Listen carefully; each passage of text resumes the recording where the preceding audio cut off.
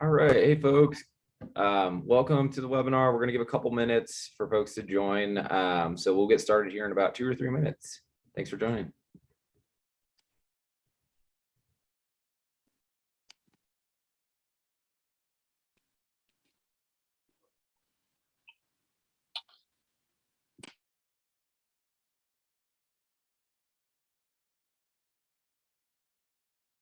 All right, we just had another batch join. Hey everyone, just a reminder, we're giving a couple minutes here to let other folks join. We'll get started here in about 2 to 3 minutes. Appreciate you all attending.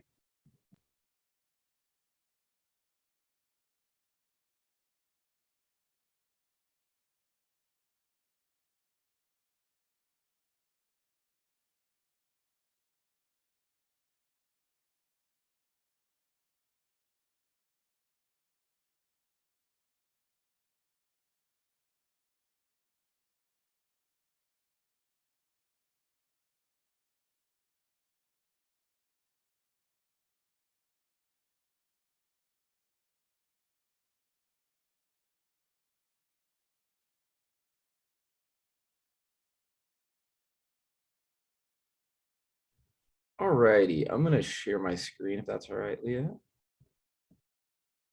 Good. We'll give it just another minute or so as I get the logistics kind of set up here.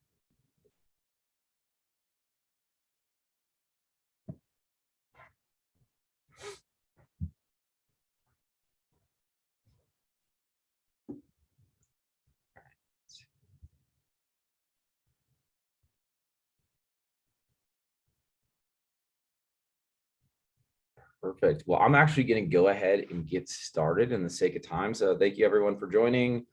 We will be recording this, I understand, Leah, right? So we can send this out to folks that weren't able to attend or also for future reference. So again, thank you for joining. Just to kind of get started here, I wanted to give a quick introduction of myself, lay out an agenda for today. My name is Zach Derlinger, and I work on our partnerships and alliances team here at CourseDog. Really, my role is helping consortiums and organizations of colleges to leverage CourseDog to get more out of the limited resources that a lot of the time smaller institutions have. And so we work with a lot of independent colleges and university organizations similar to JICA. So we are grateful to be part of the community and really appreciate all the work that Lisa's put into this thus far. Prior to this role, I've been at CourseDog for about 3 years, have worn a lot of hats across operations and sales, and actually prior to that was at Oracle for quite a stint on the PeopleSoft integrations team. So super familiar with higher education and really passionate about the work that we do. Now, I think I always like to take a step back, and one of the things that makes me really passionate about the work that I do is a long time ago, I actually was a student myself, and a lot of the problems that we're going to talk through today, I actually faced firsthand. So I was an out-of-state student at UC Santa Barbara, and actually wasn't able to get the courses that I needed to graduate on time. And so this impacted me directly, both from a financial perspective and also just from a individual frustration standpoint. And so, I'm really passionate about the work that we do, and I'm really happy to kind of have you all here today and share more about how we can potentially support your work as well. As a quick agenda, before we dive in here, really the goal of today will be to kind of give you a high level overview of who we are, what we do, and who we do it for here at CourseDog. If there are questions throughout, please feel free to toss them in the chat. I will be totally okay to just pause and answer anything that may come up. But we're going to spend about 20 to 30 minutes there going through a short deck with some background. After that, I'm going to demo a couple high-level features, and we'll leave somewhere around the realm of 15 to 10 minutes on the back end of the call and potentially give you folks back a couple minutes there. So with that in mind, I am going to dive on in. So whenever I'm speaking about CourseDog, I always like to level set us in the space that we sit in. At CourseDog, we sit in a space called higher education academic operations. What does that ultimately mean? Academic operations are the disparate back office processes that occur at universities and colleges, and they need to occur for students to be able to successfully access your institution, for them to be successful at your institution, and in doing so, their ability to be able to graduate and go being contributing members of society. So what does this look like in practice? We need streamlined curriculum review and program review processes to make sure that we're offering relevant courses and programs. We need to reflect these out into accessible catalogs that are accurate, up to date, and actionable for prospective students and current students. We need to create academic schedules that are based on student need while taking into account instructional and resource allocation. And in doing so, we need to be able to make sure that we're in compliance with our accreditors' needs and we're following our academic policies that we've defined as an institution. So what does this look like at most institutions, right? I'm going to actually pose this to the audience as a question, and then I'll review kind of what we're seeing. But if you wouldn't mind answering, please let us know if you're working in manual processes, so more Excel, Word documents, point solutions. So you have one software doing some of this, or you may have a couple softwares doing all of this. I'll just give it 1 minute for folks to answer the poll.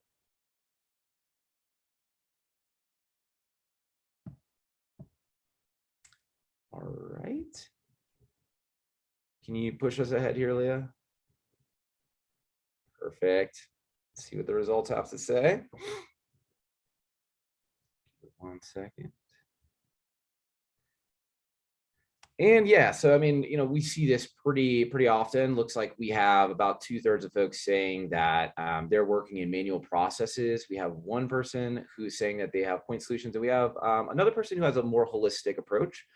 So I do think that this is fairly reflective of what we see in general. Most folks are still doing this in manual processes, but we are starting to see some folks that are innovating and moving in the right direction. Now, academic operations should be a fairly simplistic process, and it's a cycle, right? So we have to have streamlined processes, and we have to have enough support infrastructure for our staff and faculty to be able to easily go in and suggest and update courses and programs. The reason being is we want to stay relevant. We want to be able to better compete. We want to be offering programs that are, at the forefront, attracting students and getting them excited to come to our institution. Once they are approved by the relevant folks, we need to add this to the institution curriculum. We need to tie this to schedules and make sure that we're offering the right courses, seats, and sections while accounting for instructional resources. And finally, we need to make this accessible for folks externally. So students can actually see what are the courses and programs that we offer, why should I take this course, why should I take this program, and know that this information is up to date and actually accurate. And this is a cycle, right? Over time, the faster that we can get through this, the quicker that we're able to innovate and iterate as an institution, which allows us to, again, better compete. And in doing so, have happier staff, happier students, and streamlined processes, which equates to, really at the end of the day, the bottom line savings. Now, what we see today across institutions is something that looks like this, right? We have a student information system, which is the great first step. And then we have many disparate siloed processes that are happening in isolation, often by different folks, often by the same folks, depending on the size of your institution. But what this looks like in practice is, you have maybe paper forms where you're gathering information from faculty on what are the courses that you want to update, or maybe a new course that you're proposing. Once you gather this information, a lot of the time it comes through in the wrong format. And so you have to go back to the faculty, get that corrected. And then once you ultimately get it in the right format, you still have to manually route that through a workflow of potentially multiple people, some committees. And once that's approved, that needs to be manually entered back into the student information system and manually output to a catalog, which is made in Microsoft Word, exported to a PDF, and then is probably put into something like InDesign and made accessible. So this is just the top right quadrant of what's going on here. And in a lot of cases, we're seeing this as 2x, 3x manual data entry. Now let's take it a step further. If we think about factoring in the class scheduling portion, a lot of the times, you're manually pulling out, after you do a rollover, spreadsheets where departments are doing that planning. They may have paper forms with their own faculty to get, times they can teach and preferences. And then this process needs to be coordinated manually by either departments, or if you're centralized scheduling, by the registrar's office usually, and manually again put back into the student information system. We then need to manually assign rooms. And having these all sit in silos causes a lot of data discrepancy issues. Having this many manual changes and manual updates going on is just inherently error prone. And even some of the larger issues, as you think about it from an institutional standpoint, is that this may impact our data integrity as an institution. And in doing so, if we don't have clean data, how are we supposed to make decisions for the institution? So having these in a single integrated spot, helps us to be able to understand things like course demand for students, or how are programs sizing up? How are they sizing down? How are we utilizing our rooms? And looking ahead, how can we improve what we're doing as an institution? Awesome. Check the chat. No questions thus far. Great. And so, why is this the case, and why is this creating unintentional barriers to student success? As I mentioned before, we're coordinating this in manual spreadsheets, paper forms, documents. There's a lot of folks that still walk down the hallway to other people's offices, coordinate this over email. And 10, 20 years ago, this is the way that things worked. But as we accelerate and, the pace of change, and things like COVID have forced us to be able to move ahead quickly, these are no longer adequate means for coordinating these complex back office processes that need to be streamlined. And ultimately, these are impacting our students directly. And so, again, thinking about having to send multiple emails for a single change request, and then thinking about having to do hundreds of change requests for every turn for a schedule, or however many curricular updates you have, that compounds with time, and again, can result in a lot of error-prone entry that directly impacts students. And so what do we hear from higher education administrators? It's challenging to have a holistic long-term view instead of just thinking about next term. I say this one at conferences a lot. I love this quote.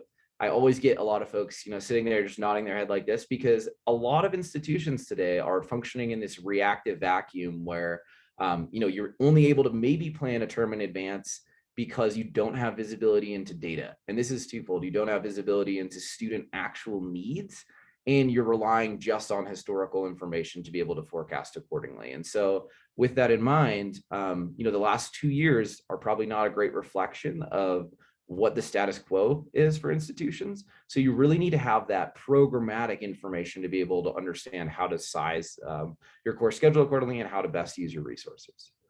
Now, another quote here.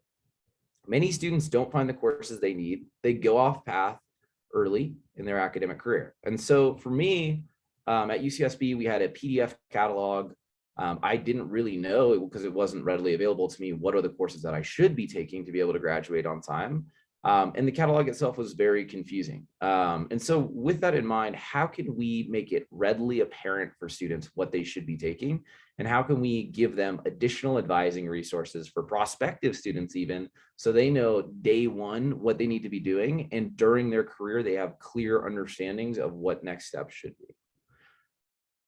Finally, the last one here is, we have trouble during late registration having high demand courses and sections available for all students. This one impacted me directly, but this is a challenge that many institutions face. And what this ultimately means is there's going to be students who will be put back in their degree progression because we aren't, as an institution, offering enough courses, seats, and sections to support the students that we have signed up.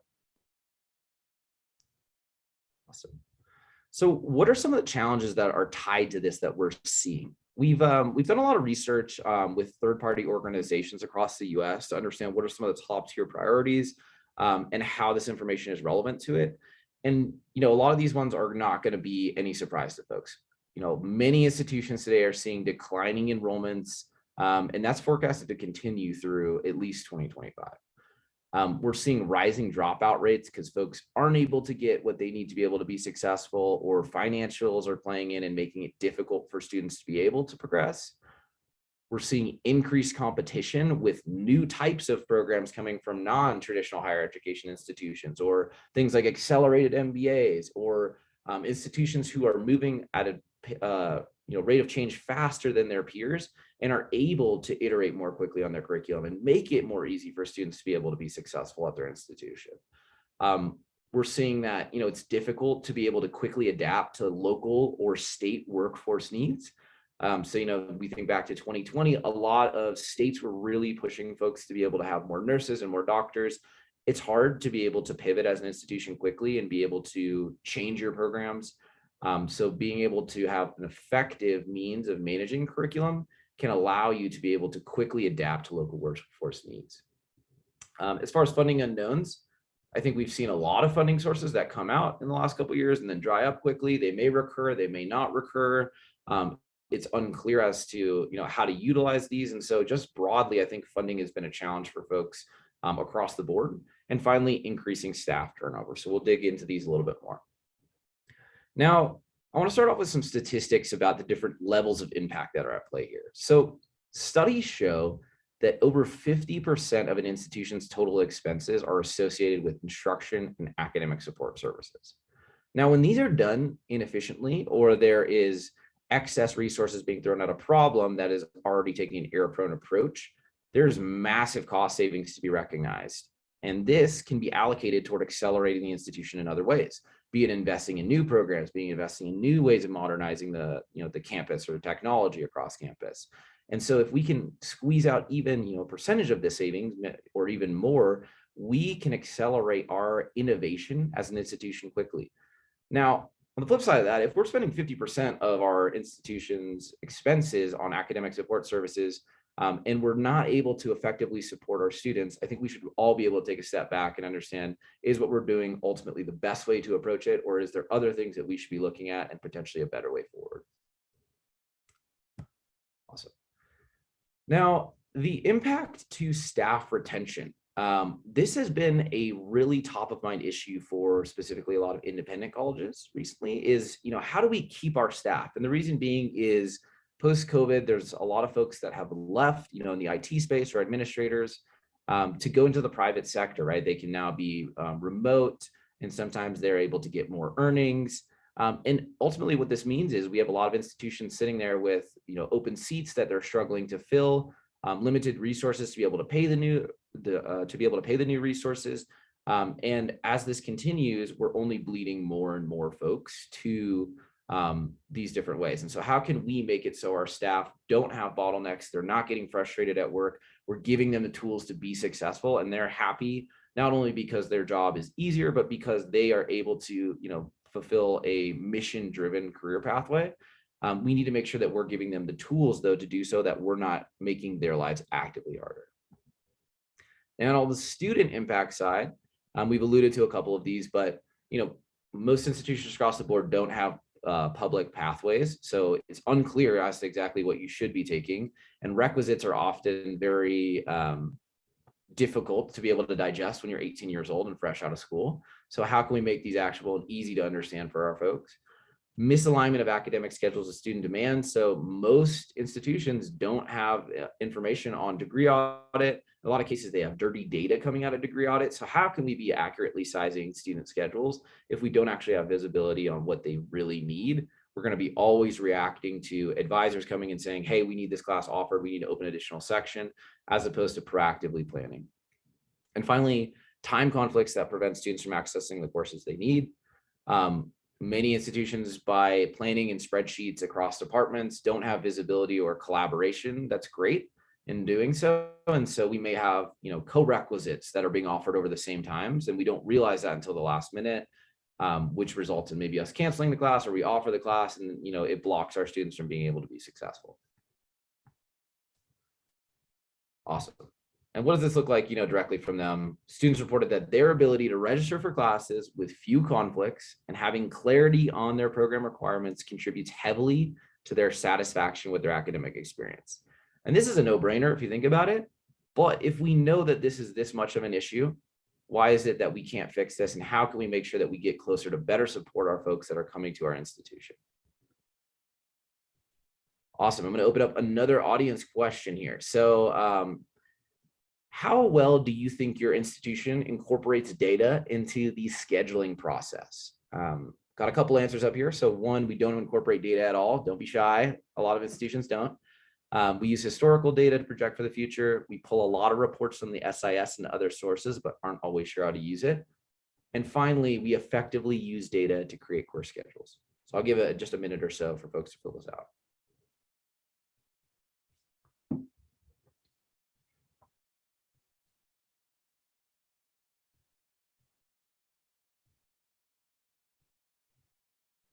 All right, Leah, do you want to push it forward for me?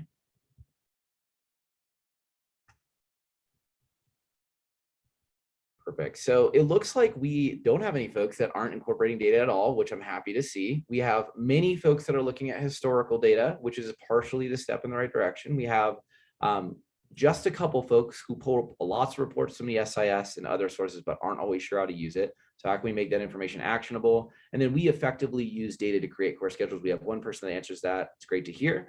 We want to get everyone into that final bucket. So hopefully that will be a takeaway from today.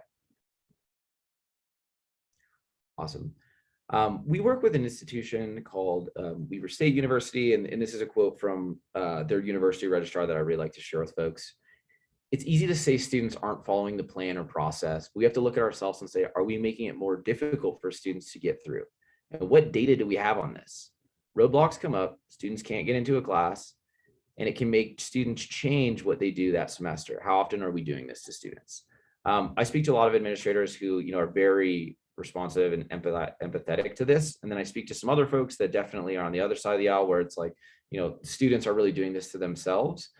So I do love how folks can reflect on this and understand, we do have challenges as an institution, but at least also then be able to step from there forward and start to make an action plan to better support students and prevent things like this from happening and moving forward.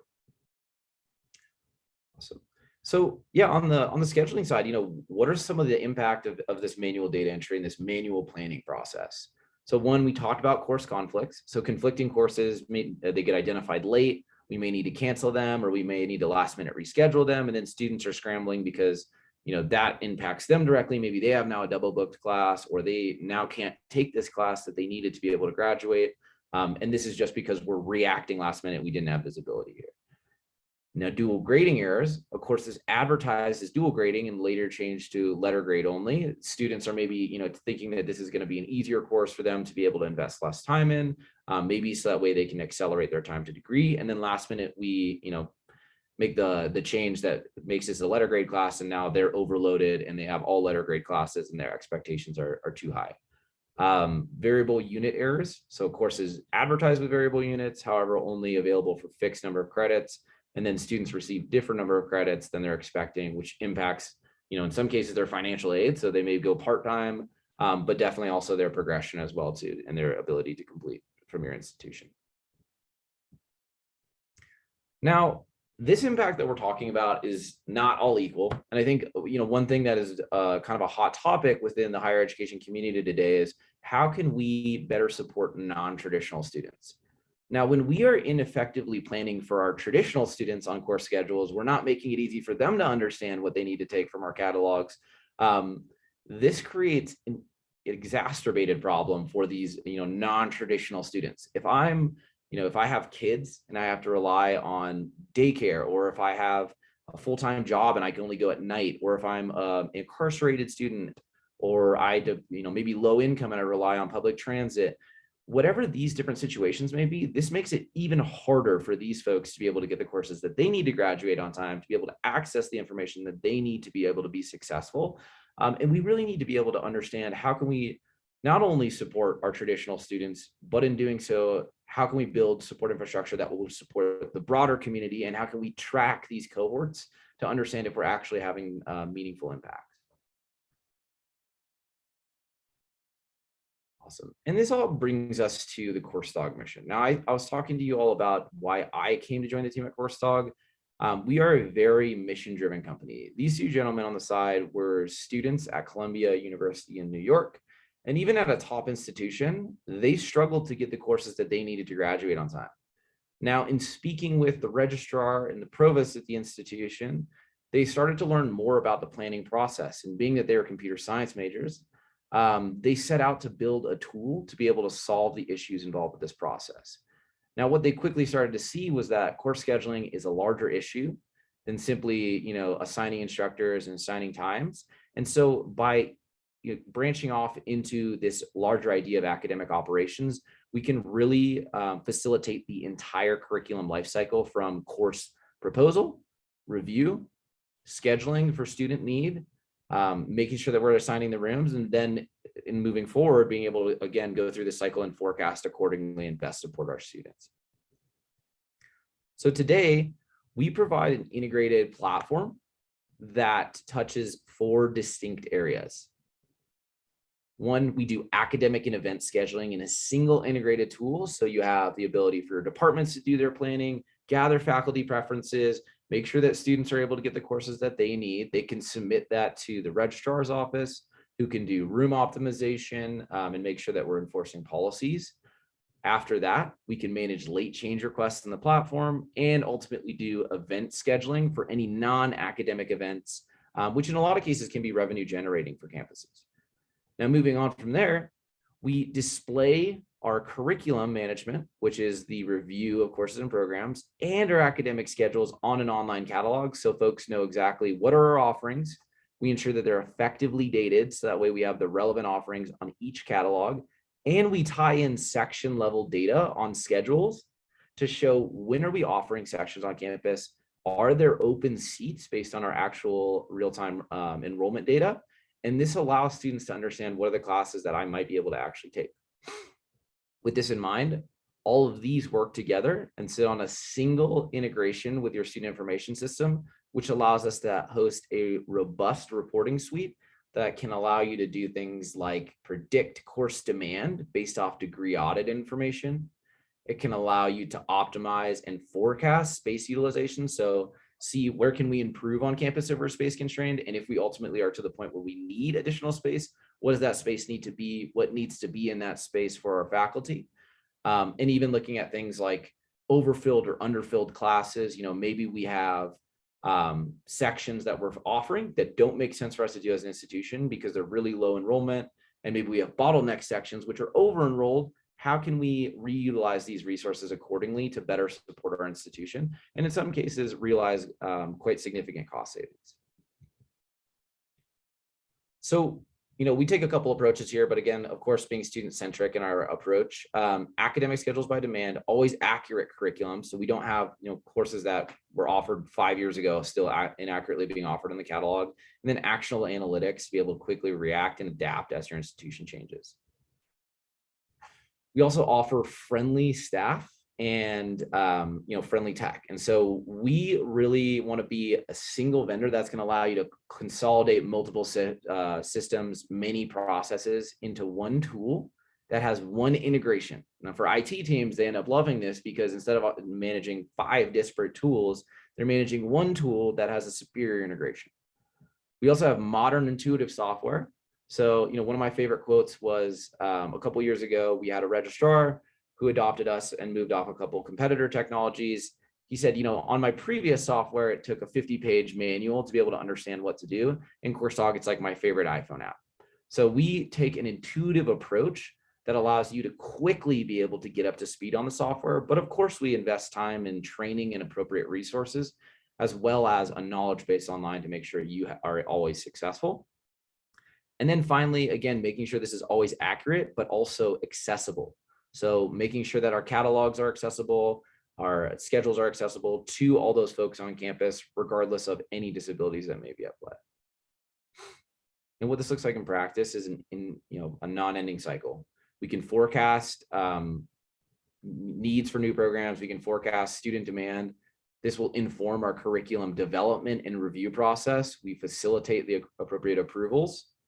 We output this to an academic schedule, size based on student need and instructional resources, generate catalogs, which displays this publicly for our students, and then allows us to do that resource utilization on the peripheral aspects that are integrated here and continuously through this cycle. And what this means and how we ultimately help is fighting declining enrollments. We take a different approach to course catalogs. And so we actually have marketing tools baked in like SEO optimization and web analytics, as well as advising resources, which we'll cover shortly. We also have faster curricular turnover and innovation, so you can quickly get new programs through the process and approved. And we can quickly react because of that to job markets and trends. So if there is workforce demands or whatever it may be, we can quickly be able to get folks a streamlined review process and get those into our university offerings. We lower dropout rates because we have appropriate wraparound support infrastructure. So we're doing student demand-based schedules. We have fewer last-minute changes and errors that negatively impact experience. and more accessible completion pathways that are, easy for any students to be able to go out and understand what exactly do I need to take. They're not written in heavy jargon. They're not written in a way that is only understandable by academia, but is rather understandable by the masses. Additionally, we help you stay competitive. So again, making sure that your curriculum and academic offerings are accessible, and we're optimizing those to make sure that they're easy to be able to reach. We're leveraging that SEO for the curriculum online. And we have a smoother, more accessible catalog that's nimbler than the competition. You can imagine if someone has an 800-page PDF and you have, an easy to use, searchable catalog that's coaching folks based on their areas of interest, you're probably going to have a better chance at getting that student, and certainly at retaining students if you're putting advising resources in your catalog. And then finally, for enduring funding unknowns, we help with fiscal responsibility. So again, helping you on those underfilled classes is maybe we potentially cut those, maybe we make better use out of our space on campus, maybe we get more out of our instructional resources, which ultimately drives operational excellence. Instructional resource utilization optimization. So again, putting in all of your policies as an institution, putting in all of your inputs from the instructor side, the space side, and optimizing this based off of smart technology, which allows you to make sure you're making the best fit recommendations. And then finally, maximizing the ROI from your academic schedule for students. So I'm going to send this deck out to the folks after this, but just as this quickly reminder, there will be additional information here on each product. So the academic and event scheduler, which is a single integrated scheduling platform, the demand projections, which ultimately inform the course scheduling process and are tied to your degree audit information as well as historical information. And then finally, curriculum and catalog management, which allows you to be able to better cater to your students while also streamlining the review process to make sure that it's easy for new offerings to be reviewed and approved. And what this ultimately means is, by having an integrated academic operations platform, we provide you with a single source of truth rather than 4 disparate systems or 5 manual processes. We create transparency in that we track changes and we allow you to be able to field requests through the platform. We help you to enforce scheduling rules and policies. We help avoid scheduling errors with built-in rules, and we streamline processes to ultimately reduce costs. We work with institutions of all shapes and sizes today. About 40% of our customers sit in small private institutions, which are sub 5,000 FTE.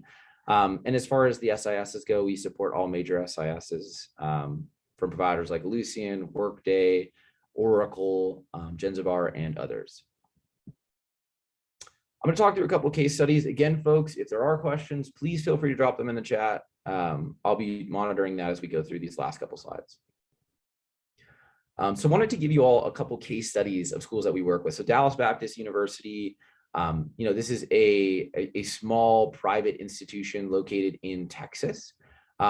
They were looking for essentially 3 separate products and found CourseDog that fulfilled one of their product needs and ultimately actually adopted the whole suite. And their VP of IT had this to say: curriculum, catalog, scheduling, and events management were done by hand at DBU. We thought we were looking for 3 products, and we found one product that did them all. All the products work together, and it's interconnected and exciting. Another example here. So, a small private institution in Hawaii. So Chaminade University. Jen Creech is on the academic side of the house and oversees student success initiatives as well as the registrar's office. And so she wanted a cloud-based solution that included catalog, scheduling, and curriculum that wasn't going to be a lot of work for our IT staff. That was a big draw for CourseDog. Again, thinking about a single integration point to your SIS, a largely functionally led implementation, as opposed to most software out there where IT is heavily involved. CourseDog has a pre-built connector to the SIS system, which can be easily deployed. And from there, we're really just relying on IT for SSO and data workbooking. We take it from there. It's, other than that, functionally led. And finally, John Carroll University. So a small private institution in Ohio, about 3,200 full-time students. The assistant registrar for catalog and scheduling, she had to say, there were times during the last 2.5 years where CourseDog made me feel like JCU was their only customer. that type of focus on customer satisfaction is greatly appreciated. So, we are an early company. We are very focused on our customers being successful, and we are constantly and rapidly innovating on our tools, and our tools are determined by our customers. So as customers find new issues or challenges that we can help you solve, we do research with you to understand, is this something that CourseStyle could help you do? If there's challenges that are coming up in your daily workflows, we're going to help you to make changes and make sure that you're getting the most out of the tool and it's making your life ultimately easier. Awesome. With that in mind, I'm going to pause for a second and see if any chat questions do come in. And then I was going to pivot for a quick demo for maybe 10 to 15 minutes, and then I'll open it for a Q&A. So if anyone has questions, please feel free to put them in the chat now. Jump out while I do that.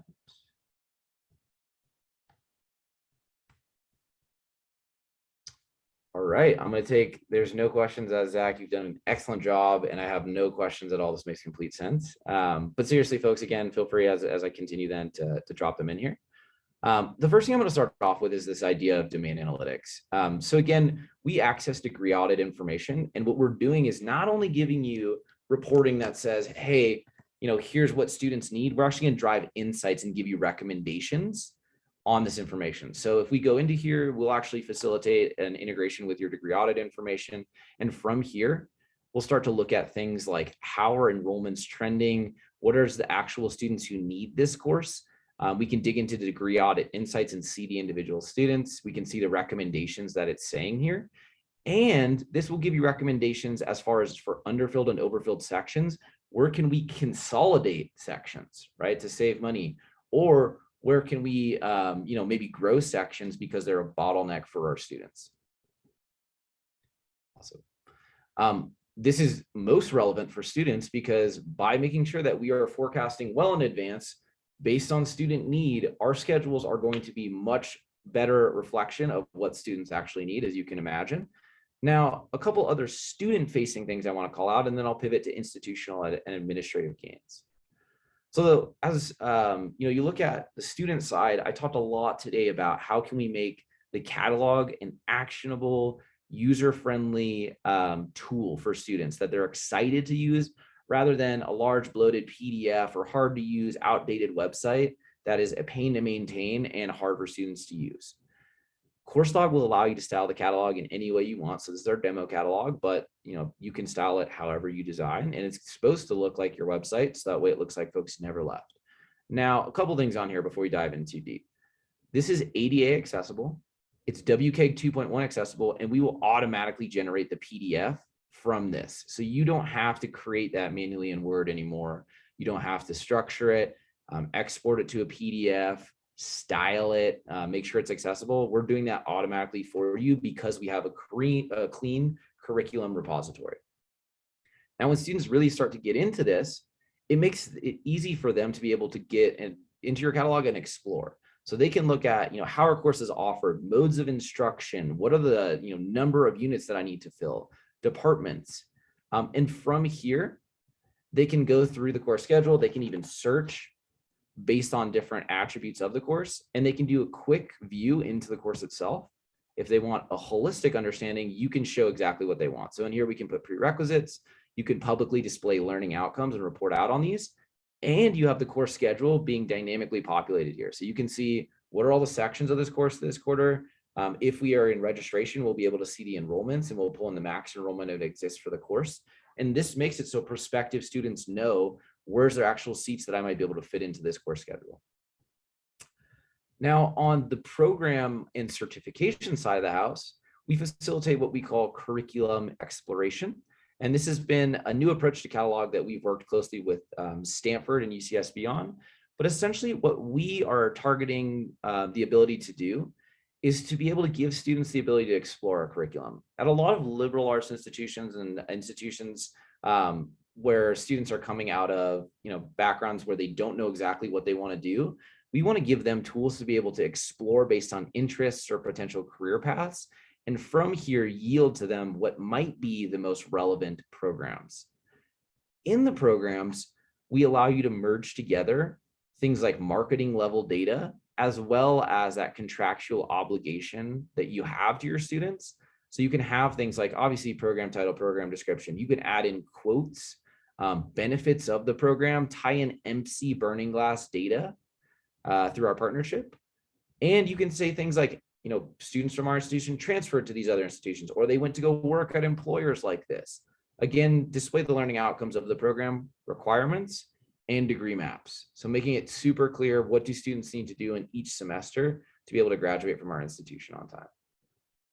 And finally, we allow you to be able to digitize any other non-course or program related information for your catalog. Think things like the president's foreword or about the university, history, study abroad, transfer, financial aid. All of these can live within the catalog, and they can have appropriate review processes through things like marketing or department level review, as well as an archive of all previous catalogs hosted on CourseDog. So ultimately, this equates to a much better digital experience for your students.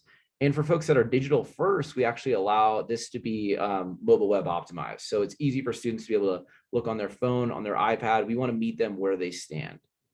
The last thing on the student side is we facilitate a streamlined events process and give you a public facing events calendar that makes it easy for you to be able to reflect out what are the events on campus. Students can quickly and easily add this to their calendars. And as we all know, events facilitate a sense of well-being. So we really want to make sure that our students are involved on campus and they're getting involved with local events, local clubs, local organizations. And in doing so, we're making it easy for those clubs and organizations to reach the broader audience of students and be able to engage them.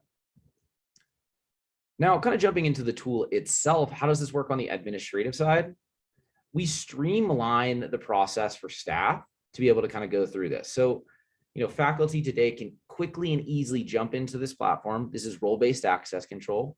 We're going to route them to exactly the form that they need to be able to update a course or program, gather all the relevant information.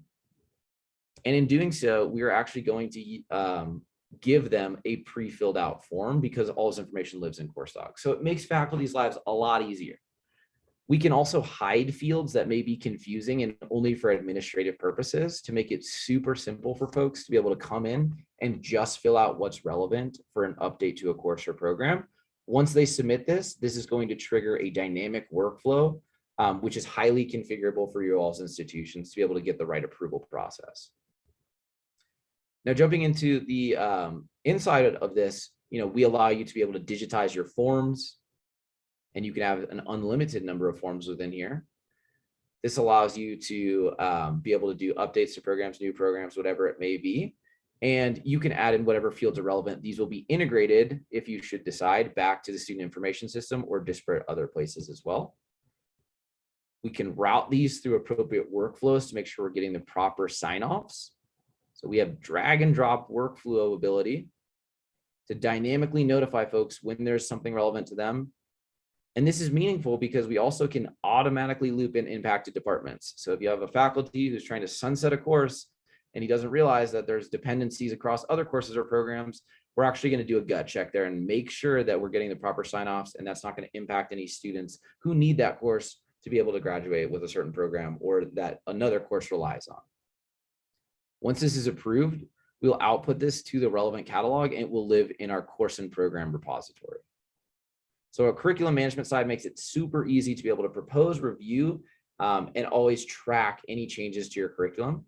From here, we generate the catalog, which I just showed you, and we allow you to flow this out to academic scheduling, where your departments can do their planning rather than in spreadsheets. And we're giving you access to a lot of data here. So again, don't want to overwhelm you folks with a lot of information, just want to give you a couple high levels. And if you're interested in a conversation, we can certainly have a deep dive.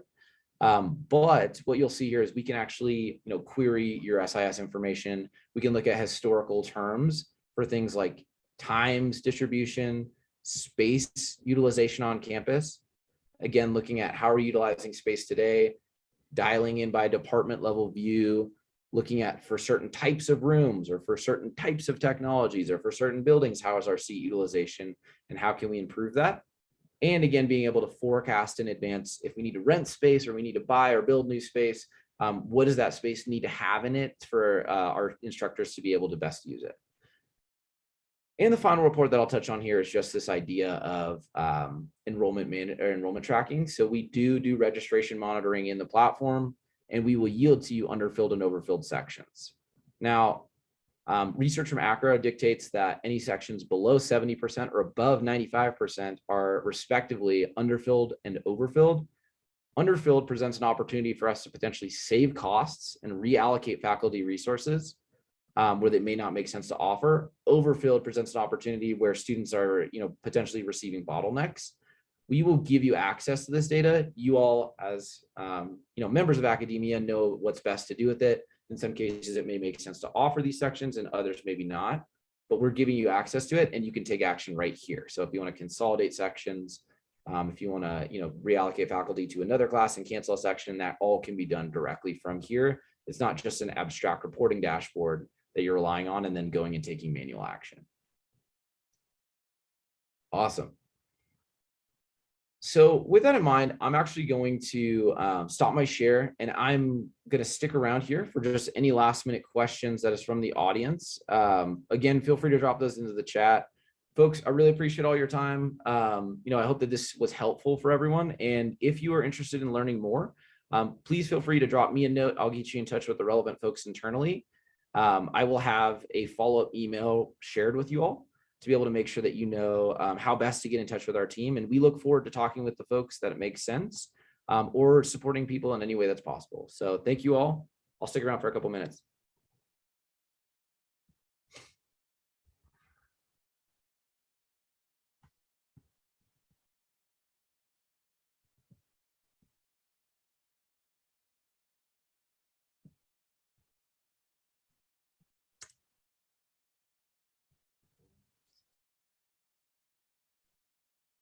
All right, Leah, it looks like I don't have any additional questions. So should I just go ahead and end it, or what's the best way to do this? Yep, I think that's, I'll just go ahead and end it. That's all. Perfect. Thank you again, everyone. Have a great day. All right, thank you.